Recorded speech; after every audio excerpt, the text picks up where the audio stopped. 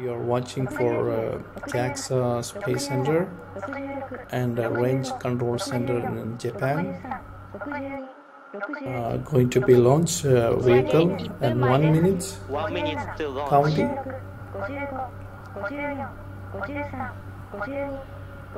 And 40 seconds moving, and the vehicle engine and the JAXA H3 launch vehicle. So now is 30 seconds.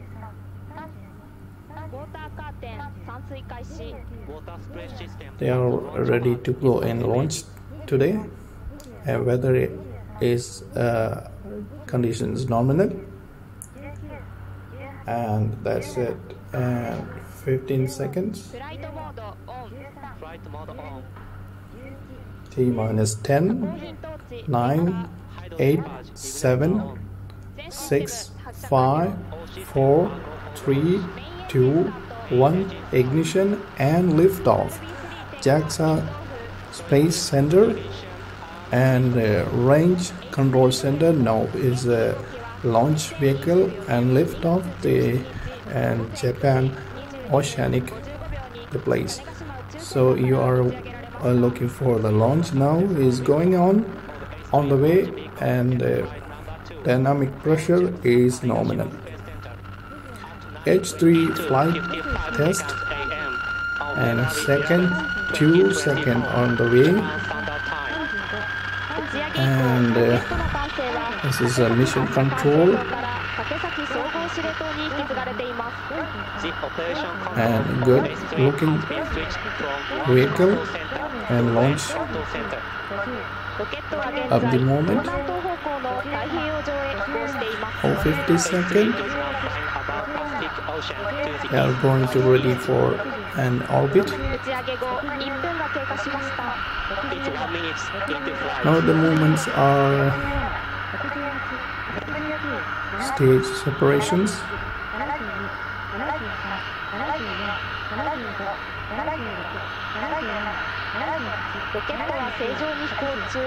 On the way.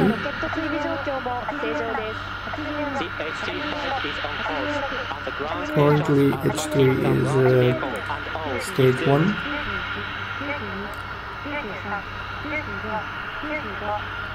Stage 1 boosting. Stage 1 boosting and separations as well. And going to ready for boosting separations.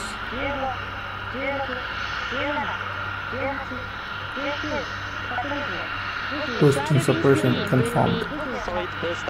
And now is going to orbit.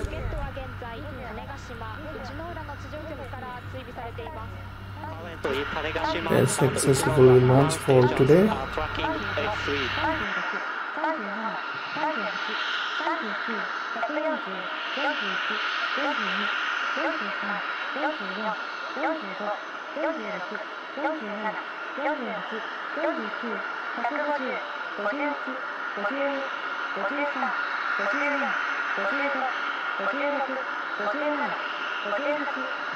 第1段エンジンの燃焼は正常、制御系、飛行経路も正常です。The combustion of the first stage engine, attitude control, and trajectory are all nominal.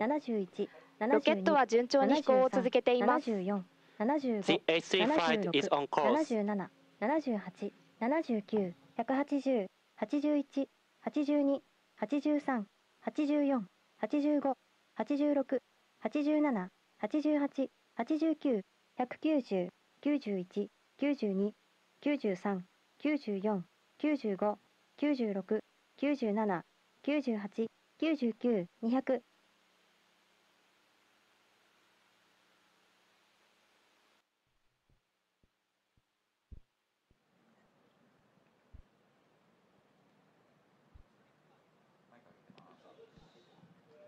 衛星フェアリング分離。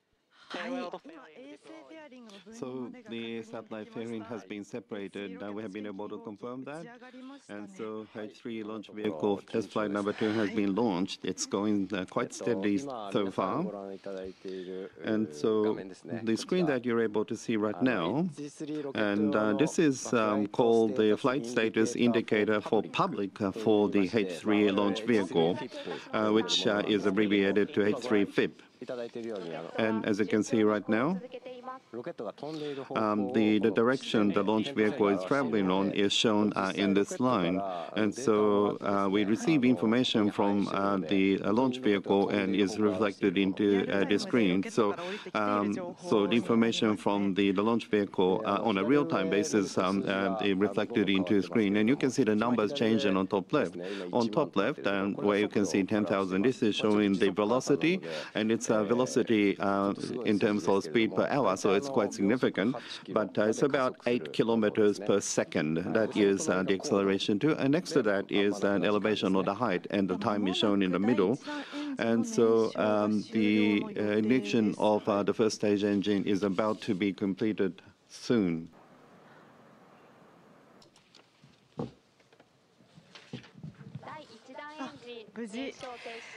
So the first stage engine, the separation has been successful.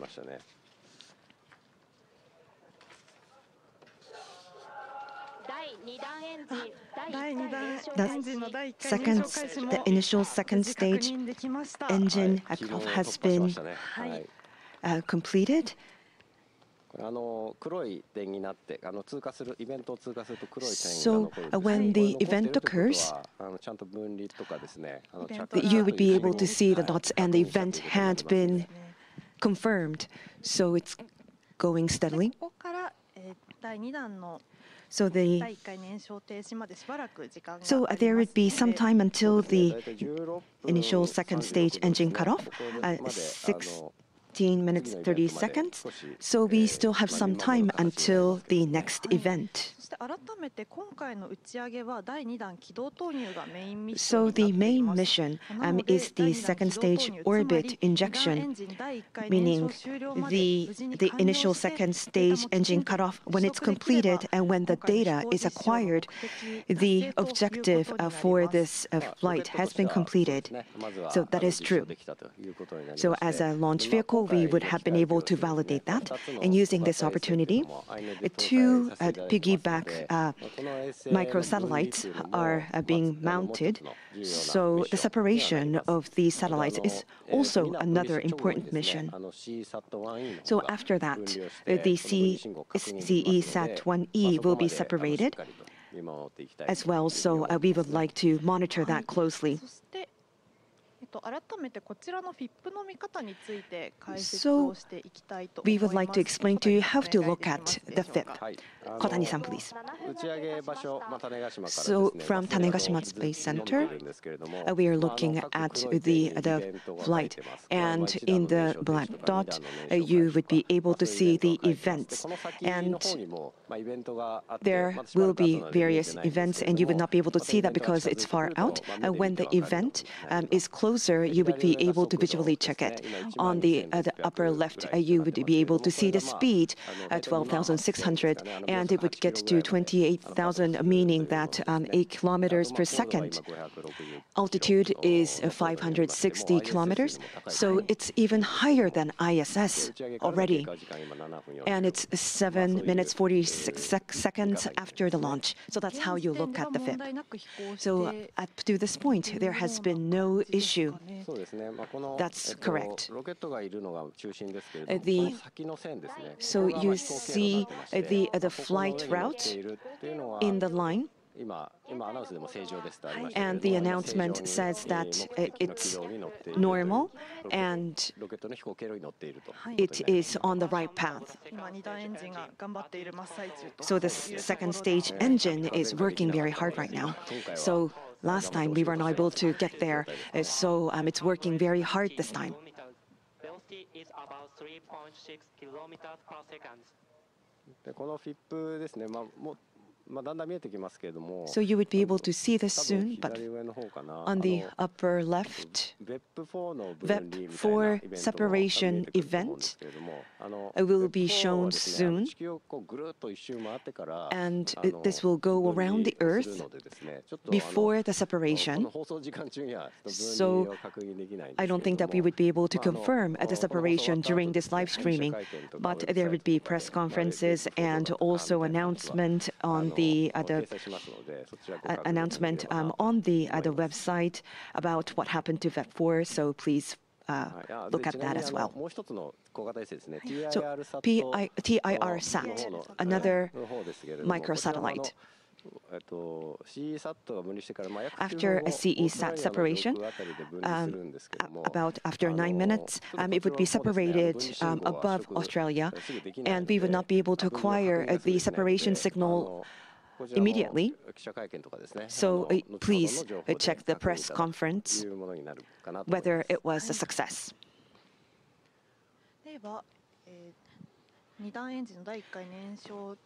So the initial second stage engine cutoff is X plus 15 minutes, so that will be about 7 minutes from now. We still have some time, so let's talk about H3. Yes, there was an announcement, and the combustion of the second stage engine is going without a problem, and 690 kilometers above the sky right now. Of the second stage engine, attitude control and trajectory are all nominal. The H3 flight is on course. Current altitude is about 690 kilometers. Velocity is about 4 kilometers per second.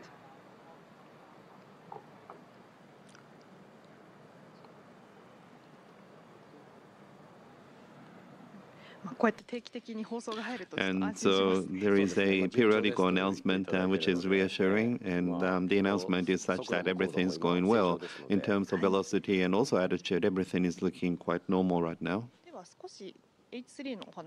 And let's talk about H3 a little bit. It's a great opportunity. And H2A is a launch vehicle that is highly reliable, and that is what we are operating right now.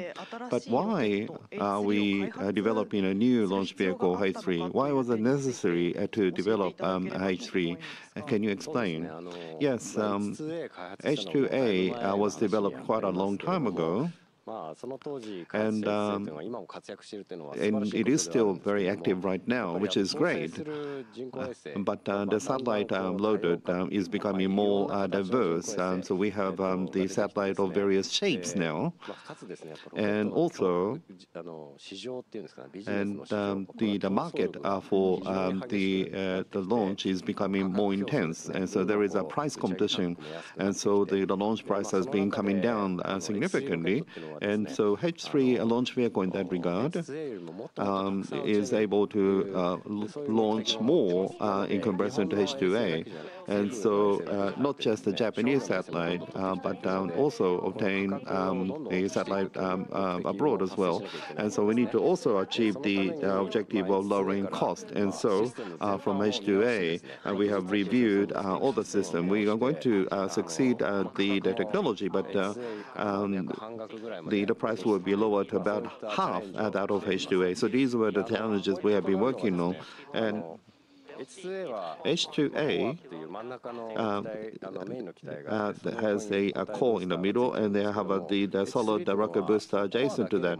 But H3 can be launched just based on the core, and that is one of the key points. And so in that regard, we are able to launch the vehicle quite inexpensively, and we are able to launch just based on core. But you're able to also utilize the solid rocket booster. You can use this, you can increase it to 2 or 4, and you're also able to change the design for the LE9 engine as well from 1 to 3. And so it's quite unique. So irrespective of the weight of the satellite, we are able to change the format to match that. That is one of the unique features. And we are looking at the telemetry. And at this point in time, the flight seems to be going quite well. Yes, the speed continues to increase. It has maintained altitude, so I think it's going quite well. And in about 2 minutes' time, the second stage engine, the first the engine cutoff will occur.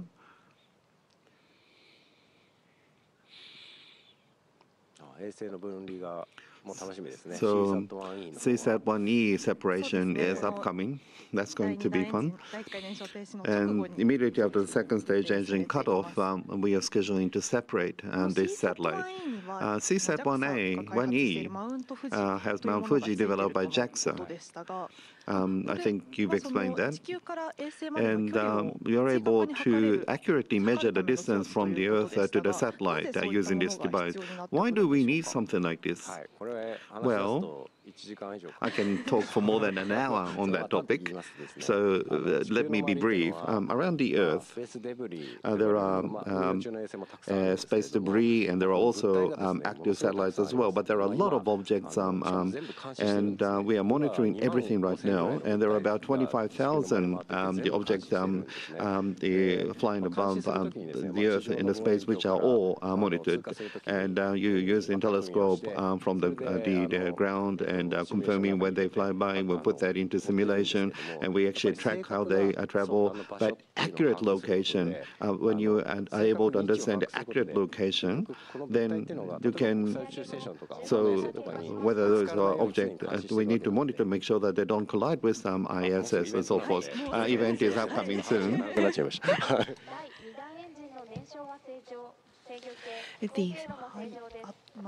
So there will be the initial second stage engine cutoff coming soon.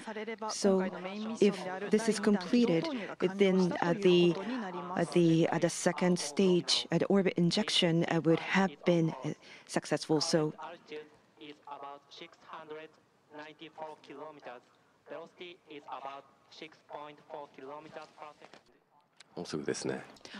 almost there.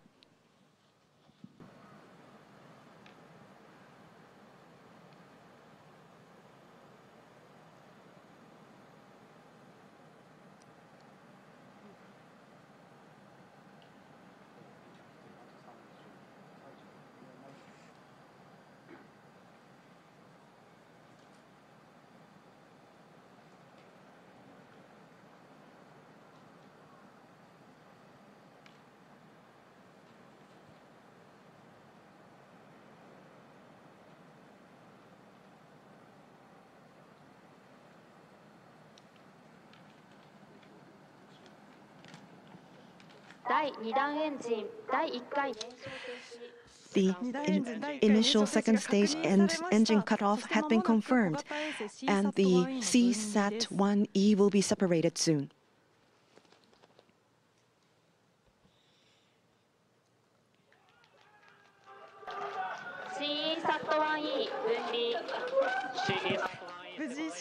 CSAT-1E have been successfully separated.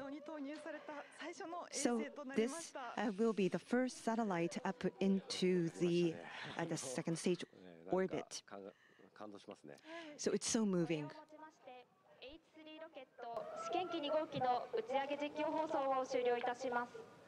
We will now conclude our live coverage of the H3 test flight number 2. Thank you.